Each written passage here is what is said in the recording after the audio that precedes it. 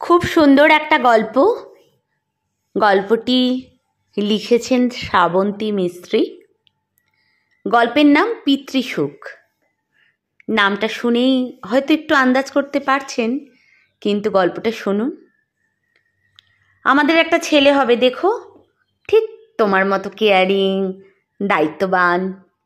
কিন্তু আমার তো মেয়ে চাই। বাবা বলে কচি হাতে জড়িয়ে ধরবে আমার মেয়ে। রাজকন্যার মতো রাখবো আমি ওকে। ছেলেবেলায় মাকে হারিয়েছি, তাই আমি মেয়ে রূপে মাকে চাই। হীরক আর অনন্যার সাজানো ছোট্ট সংসার। সংসারে লোক বলতে ওরা দুজন, হীরক আর হীরকের পিসিমা। দীর্ঘ 5 বছর সম্পর্কের পর ওরা বিয়ে করেছে। লোকে বলে নাকি বিয়ের পর আর বিয়ের আগের ভালোবাসা আলাদা হয়। কিন্তু অনন্যার প্রতি হীরকের ভালোবাসা শুধু বেড়েছে। বিয়ের পর একটা বছর শুধু ওরা ঘুরে বেরিয়েছে ওদের পছন্দের জায়গাগুলো। হঠাৎ একদিন বাড়ি ফিরতেই হীরককে জড়িয়ে ধরল অনন্যা। অনন্যার কপালে চুমু এঁকে হীরক বলল, আজ এত খুশি কেন আমার অনু?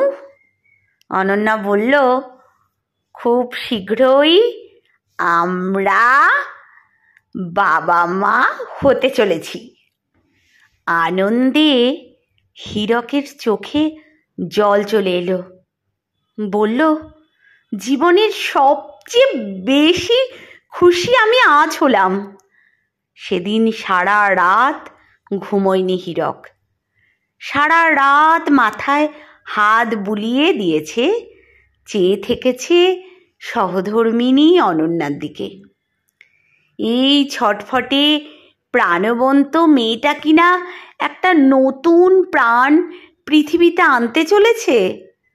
তারপর থেকে হীরক বদলে ফেলেছে হীরকের দৈনন্দিন জীবনের রুটিন। আগে দুজনে মিলে সকালের টিফিন বানাতো। এখন হীরক আধ ঘন্টা আগে উঠে টিফিন বানানো শুরু করে। সঠিক সময়ে খাবার আর ওষুধ যত্ন করে খাইয়ে দেয় অনন্যাকে। হীরকের পিসি খুব খুশি, সবসময় খেয়াল রাখে অনন্যার। অনন্যা খাবার না খেলে সোজা ভাইপোকে ফোন করে নালিশ করে। এইভাবে 6টা মাস কেটে গেছে। ওরা এখন পরিবারের নতুন সদস্যের অপেক্ষায়। তাকে নিয়ে কত পরিকল্পনা ওদের। কিন্তু হঠাৎ করে অনন্যা অসুস্থ হয়ে পড়তে লাগলো। অনেক ডাক্তার দেখিয়ে ওষুধ খেয়েও কাজ হলো না।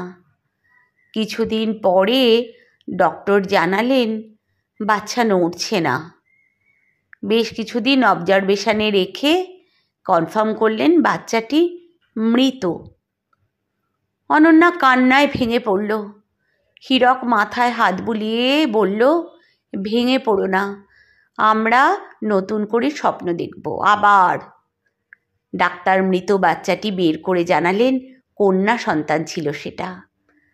তারপর হীরক সযত্নে স্ত্রীকে সামলে রেখেছে। একটু একটু করে সুস্থ হয়েছে অনন্যা। কিন্তু বছর ঘুরতেই অনন্যা আবার অসুস্থ হয়ে পড়ল। বিভিন্ন টেস্টের রিপোর্ট পাওয়ার পর হীরকের দিশেহারা অবস্থা।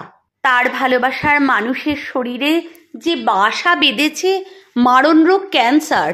খাওয়া ঘুম ছেড়ে শুধু কেঁদেছে হীরক।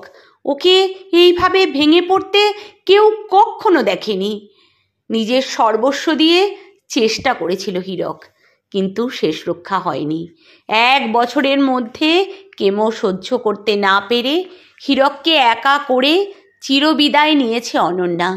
অনন্যার মৃত্যুর পর পাগলের মতো কাঁদতে কাঁদতে স্ত্রীর দেহ বুকে জড়িয়ে চিৎকার করে বলেছিল, হীরক, কেন একা করে চলে গেলে আমায়? আমি কি দোষ করেছি বলো? আমার সব স্বপ্ন যে শেষ, কিভাবে বাঁচবো আমি? অনেক চেষ্টা করেও বৃদ্ধা পিসি শান্ত করতে পারেননি ভাইপোকে। তারপর হীরক কেমন যেন পাগলাটে টাইপের হয়ে গেছে। পিসি হীরকের অবস্থা থেকে নতুন করে শুরু করার কথা বলার সাহসই পাননি। হীরকের ঘরে বড় করে টাঙানো অনন্যার ছবি। পিসি দেখে রোজ ছেলেটা কত কথা বলে একা একা ওই ছবির সাথেই। 10টা বছর কেটে গেছে হীরকের অনন্যাকে ছাড়া একলা জীবনের। অফিস থেকে ফিরে হীরকের আর ইচ্ছে করে না ফাঁকা বাড়িতে ফিরতে। সে বসে থাকে পার্কের একটা বেঞ্চে। এখানে অনন্যা আরও প্রায় বসত। অফিসে আগে ছুটি হলে হীরক পার্কে বসে বাচ্চাদের খেলা দেখে। একদিন হীরক দেখল একটা ছোট্ট মেয়ে ওর পাশে বসার চেষ্টা করছে, কিন্তু হীরক উঠতে পারছে না বেঞ্চে। হীরক কোলে করে তাকে তুলে দিল। বাচ্চা মেয়েটি হীরককে অবাক করে বলে উঠল, আঙ্কেল, তোমার কি মন খারাপ? হীরকের মুখে হাসি ফুটল। বলল, কেন মা, এমন মনে হচ্ছে কেন তোমার? আমি তো দেখি সবসময় তুমি গোমড়া মুখে বসে থাকো, হাসোই না। হীরক বলল, আসলে আমার কোনো বন্ধু নেই তাই। আচ্ছা, তোমার নাম কি? আমার নাম তুলি। বাহ, মিষ্টি নাম তো। কার সাথে এসেছো তুমি? দিদুনের সাথে। কিন্তু তুমি যে অচেনা লোকের সাথে কথা বলছো, ভয় করছে না? সবাই তো ভালো হয় না মা, কিন্তু তুমি তো ভালো। কে বললো মা আমি ভালো? আমি জানি। এই নাও, চকলেট খাও। কচি হাতে এগিয়ে দিল একটা চকলেট। আচ্ছা দাও। হীরক সেই মুহূর্তের জন্য ভুলে গেল সব যন্ত্রণা। তুলির সাথে গল্পে মেতে উঠল যতক্ষণ না তুলির দিদুন ওকে নিতে এলো। সেদিনের পর থেকে প্রায় দিন হীরক আর তুলির দেখা হয়। একটা সুন্দর বন্ধুত্ব তৈরি হলো ওদের মধ্যে। এখন একদিন তুলিকে না দেখলে মন খারাপ হয় হীরকের। তুলি তার জন্মদিনে নিমন্ত্রণ করলো হীরককে। হীরক উপহার হাতে উপস্থিত হলো তুলির বাড়িতে। হীরক দেখলো বাড়িতে লোক বলতে তুলির মা, তুলির দিদুন আর তুলি। তুলির মা মীরা দেখলো অসমবয়সী এক ভদ্রলোকের সাথে তুলির বন্ধুত্ব হয়েছে। ভদ্রলোককে দেখে ভালো মানুষ বলেই মনে হলো, কিন্তু তুলির মায়ের মনে যে প্রচুর ঘৃণা পুরুষ জাতির প্রতি। বিশ্বাস হয় না কিছুতেই। ভালোবাসার বিনিময়ে ঠকেছিল মীরা। তুলির জন্মের পর সব দায়িত্ব চুকিয়ে একা অসহায় মীরাকে ছেড়ে দূরে চলে গিয়েছিল ওর স্বামী। তারপর থেকে একটা দিনের জন্য খোঁজ নেয়নি। তাই সিঙ্গেল মাদার হিসেবে তুলি আর বয়স্কা মাকে নিয়ে অনেক ঝড় পেরিয়ে ছোট্ট সংসারটা গুছিয়েছে ও। মীরার মা অনেক বুঝিয়েছে নতুন করে শুরু করার জন্য। মীরা কখনো সম্মতি দেয়নি। মীরা দেখল ভদ্রলোক বড় লাজুক, কিছুই খাচ্ছেন না। সে বলল, জানেন, খাবার নষ্ট করা একদম পছন্দ নয় আমার। পুরোটা শেষ করে উঠবেন কিন্তু। হীরক অবাক হয়ে তাকালো মীরার দিকে। অনন্যার পর প্রথমবারের মতো কেউ ওকে জোর করলো। মীরার এই বকুনিটাও উপভোগ করলো হীরক। তারপর থেকে হীরকের এ বাড়িতে আসা বেড়েছে। তুলির মন খারাপ হলেই ফোন করে ডাকে হীরককে।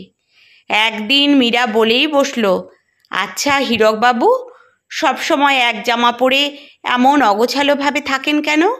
ডিফারেন্ট কালার ট্রাই করতে পারেন, আপনাকে ভালোই মানাবে। তারপর থেকেই হীরক একটু একটু করে আলমারিতে পড়ে থাকা জামাগুলো পরা শুরু করলো। এইভাবে অনেকগুলো দিন কেটে গেল। হীরক একদিন অফিস থেকে বেরোনোর পথে দেখল পাশের এক অফিসে হৈ হৈ কাণ্ড। সবাই বলল আগুন লেগেছে। চমকে উঠল হীরক। এই অফিসে যে কাজ করে তুলির মা মীরা।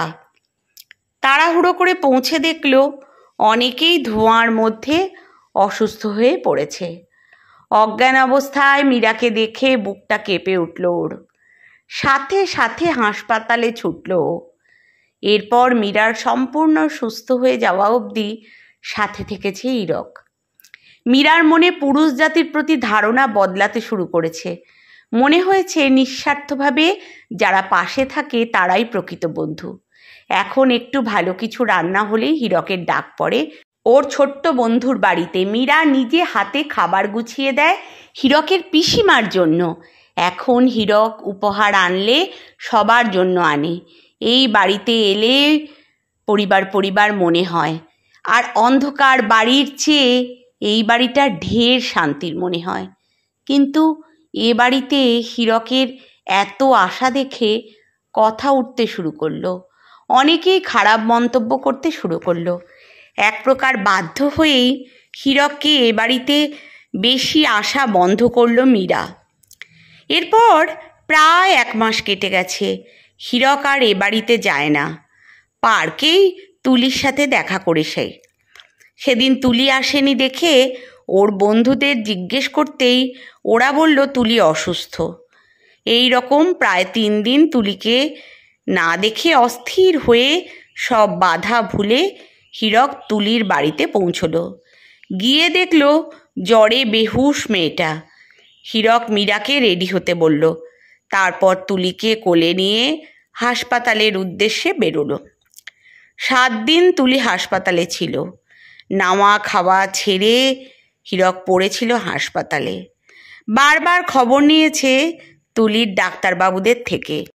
আসলে আর হীরক ভালোবাসার মানুষের কষ্ট দেখতে চায় না। মীরার মানুষটার প্রতি শ্রদ্ধা বেড়েছে।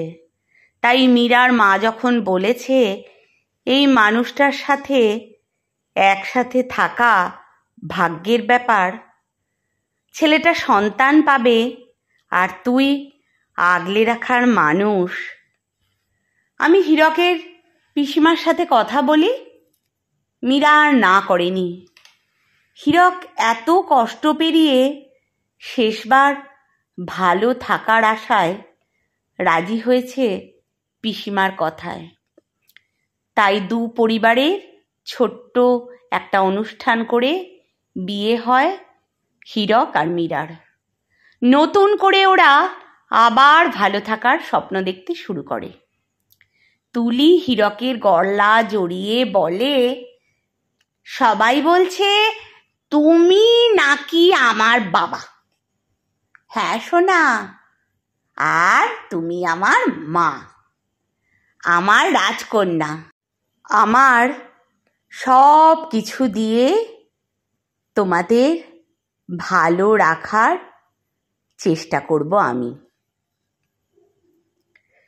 ফটোতে ওটা কে গো? উনিও একজন মা, যার বড় স্বাদ ছিল তোমার মতো একটা মিষ্টি বাচ্চার মুখ থেকে মা ডাক শোনার। কিন্তু তার সেই স্বাদ পূরণ হয়নি। তবে আমার সেই ইচ্ছে পূরণ হয়েছে। তাই আমি বাকি জীবন তোমায় নিয়ে পিতৃসুখ উপভোগ করতে চাই। হীরক মীরার মতো মানুষরা আবার ভালো থাকার স্বপ্ন দেখুক। তাদের জীবন ফ্যাকাশে নয়, রঙিন হোক। তুলির মতো বাচ্চারা অভিভাবক পাক, মীরার মতো মেয়েরা মনের মতো মানুষ পাক, আর হীরকের মতো অভাগা মানুষগুলো না হোক পিতৃসুখ পেয়ে ধন্য মনে করুক নিজেদের। কত মানুষের গল্প আমরা জানি না, না জেনেই কত ট্রোল করি। বুড়ো বয়সে বিয়ে বলে মজা ওড়াই। ওদের গল্প জানলে হয়তো ওদের নিয়ে মজা করতে ইচ্ছে করবে না, আর বাহবা দিতে মন চাইবে, তাই না?